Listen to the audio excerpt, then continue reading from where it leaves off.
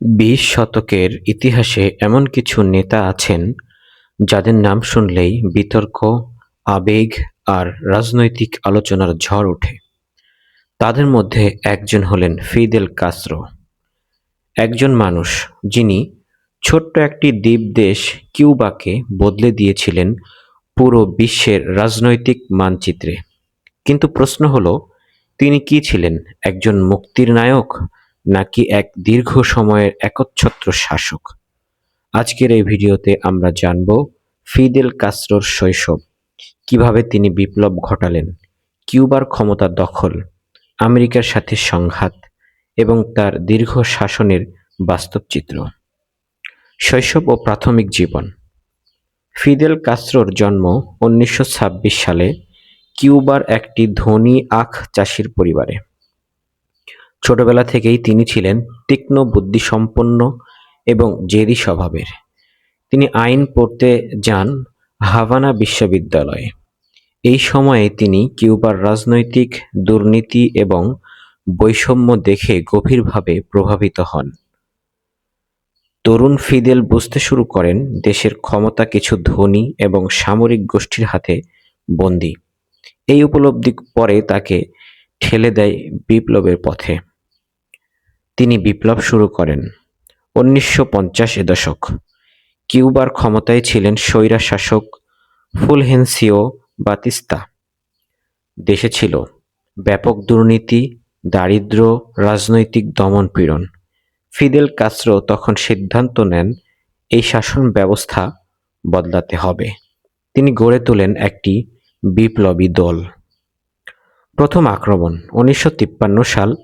তিনি এবং তার সঙ্গীরা সান্তিয়াগো শহরের একটি সামরিক ব্যারাক আক্রমণ করেন, কিন্তু ব্যর্থ হন।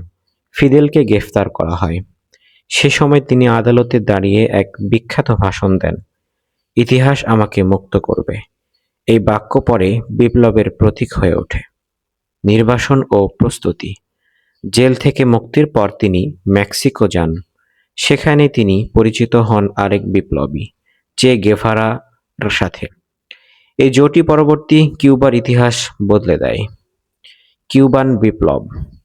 1956 সালে ফিদেল, চে গেভারা এবং 80 জন যোদ্ধা গ্রানমা নামের একটি নৌকা নিয়ে কিউবায় ফিরে আসেন। প্রথম দিকে তারা প্রায় ধ্বংস হয়ে যান, কিন্তু ধীরে ধীরে তারা গেরিলা যুদ্ধ শুরু করেন। পাহাড় থেকে বিপ্লব। সিয়েরা মায়েস্ত্রা পাহাড় থেকে তারা গেরিলা যুদ্ধ চালায়। স্থানীয় জনগণ তাদের সমর্থন দিতে শুরু করে।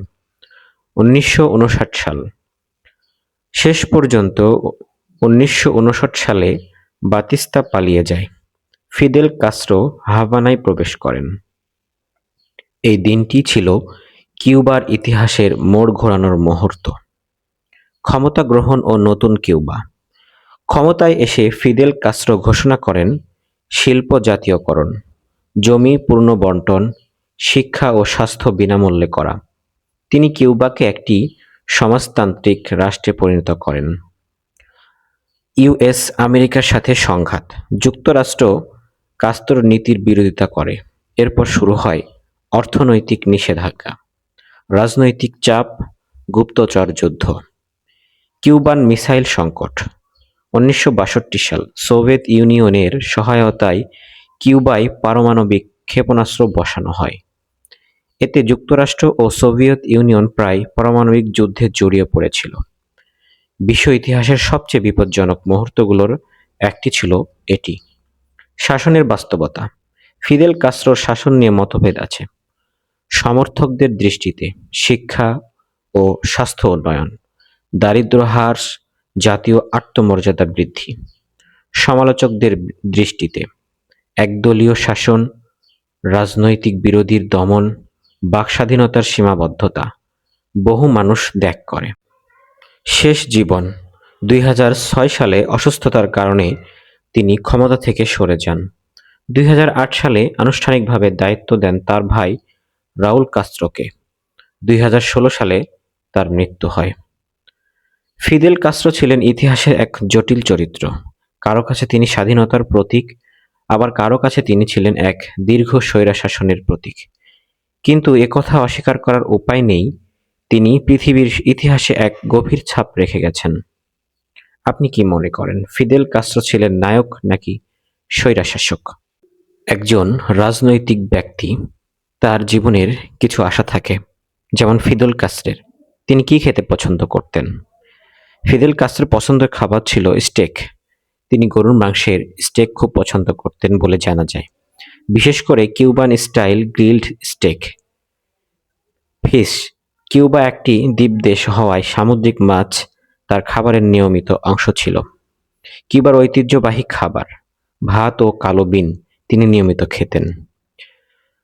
আম, পেঁপে, আনারস এগুলো তার খাদ্য তালিকায় ছিল। কিউবার শক্তিশালী কফি তিনি খুব পছন্দ করতেন।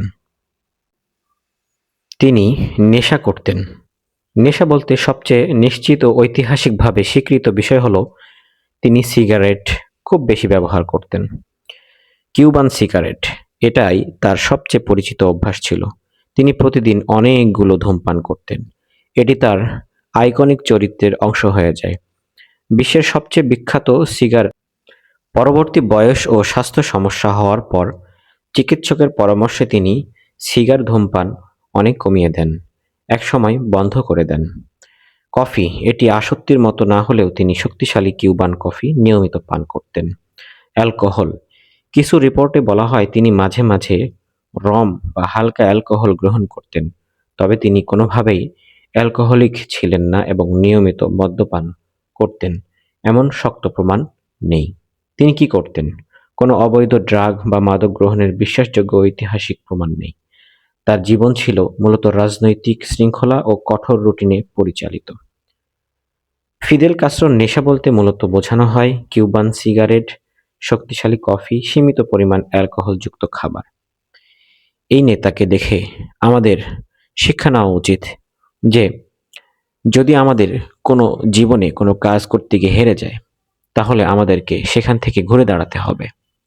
আমাদেরকে আবার পেছনের হেরের দিকে না তাকিয়ে সামনে বিজয় আসে, এই বিজয়ের দিকে তাকিয়ে আমাদেরকে চলতে হবে, কারণ বিজয় একদিন হবেই। আল্লাহ তাআলা বলেন, বান্দা তুমি যদি চেষ্টা করো তাহলে তুমি অবশ্যই পাবে। আল্লাহ সম্পর্কে কুরআনুল কারীমের মধ্যে আয়াত নাজিল করেন যে যে ব্যক্তি চেষ্টা করে আমি তার সামনে হাজারো পথ খুলে দিই। তিনি চেষ্টা করেছেন, তিনি তার জীবনে অনেক অন্যায় সহ্য করেছেন। তিনি শেষ পর্যন্ত মেক্সিকোতে চলে গিয়েছিলেন। পরবর্তীতে তিনি শক্তিশালী হয়ে আবার ফিরে এসেছেন রাষ্ট্রের অধিকার আদায়ের জন্য, মানুষের অধিকার আদায়ের জন্য তিনি ফিরে এসেছিলেন। তিনাকে মেরে ফেলার বা তিনাকে শেষ করে দেওয়ার অনেক চক্রান্ত হয়েছে। সব চক্রান্তই বিফল করে দিয়ে তিনি বিশ্বের মধ্যে একজন ভালো নেতা হয়ে দেখিয়েছেন। সুতরাং তার জীবন থেকে, তার দেশ থেকে আমরা এটাই বুঝতে পারি যে একদিন আমরা সবাই স্বাধীন হব, আমরা সবাই একদিন চেষ্টা করলে সবকিছুই অর্জন করতে পারবো। ধন্যবাদ, সবাই ভালো থাকবেন।